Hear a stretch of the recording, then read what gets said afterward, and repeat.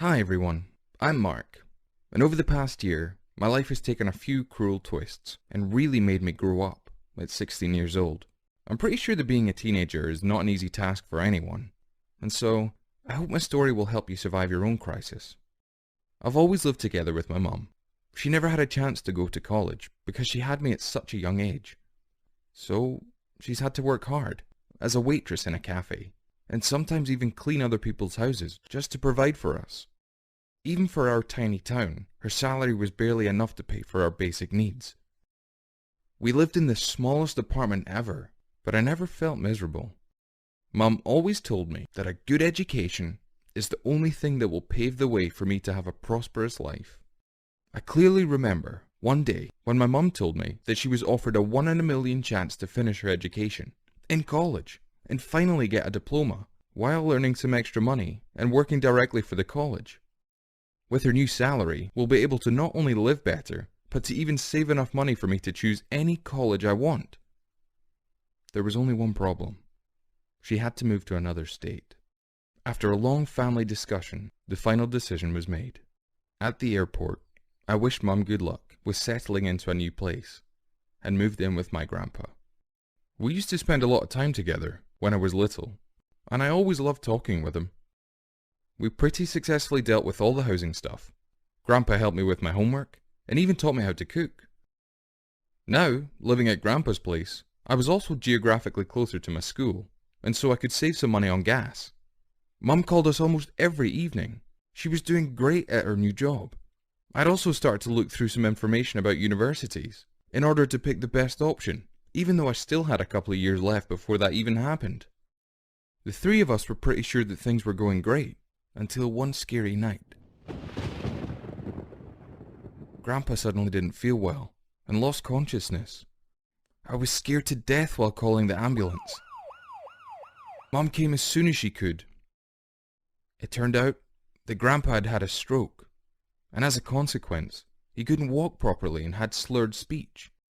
The doctor said that there was a chance that his condition could improve, but obviously, he couldn't go without special care. It was a hard choice for my mum, because if she returned home, we'd no longer have enough money for Grandpa's rehabilitation. The only other option was for her to leave him with me. She only had a few months before she finally got her diploma, and hence the opportunity to earn more. So, I convinced Mum that I would deal with everything here on my own, if we could just hire a special caregiver for Grandpa. And that's what we did.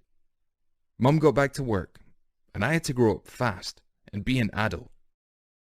This, apart from everything else, meant no hanging out with friends.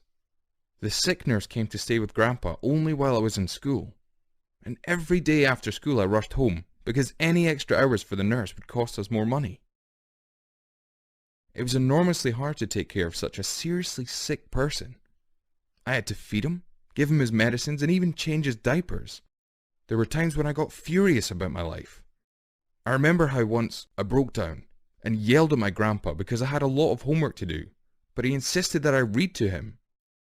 In a rage, I called my grandpa a burden, and immediately felt sorry for what I'd said when I saw the tears in his eyes. That night I even cried like a baby. I was thinking that maybe I'd call my mum and have her come back and help me, but something stopped me. This was the first and last moment when I let my grandpa down. At night, I would read a lot about the rehabilitation process on the internet, and during the day I would try to practice what I'd learned with Grandpa. I always did my homework next to him, and pretended that he was really helping me. I thought it would make him feel like he was an important part of my daily life. Our neighbours, by the way, turned out to be very supportive. From time to time they'd visit my grandpa and talk to him. I noticed he'd be feeling better after hearing some fresh news from the neighbourhood. Some of them even bought us treats, and none of them, luckily, ever called social services, since I was still underage. Otherwise, we would have had some major problems. Today, I'm happy to say that there's some notable improvements in Grandpa's condition. His speech is almost totally recovered, and he can move his right leg a little.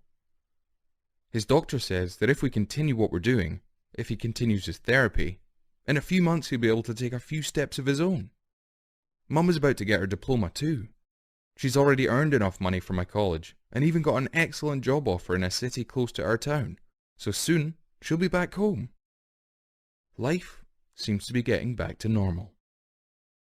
Recently, Grandpa told me that he dreams of seeing me as a college graduate. The only thing he wants more than that is to be able to walk into my graduation. This has become our common goal. I hope my story will give you enough strength to follow your own dreams and overcome all your difficulties. Don't forget to click the like button and leave a comment under the video. We'll read it together with Grandpa.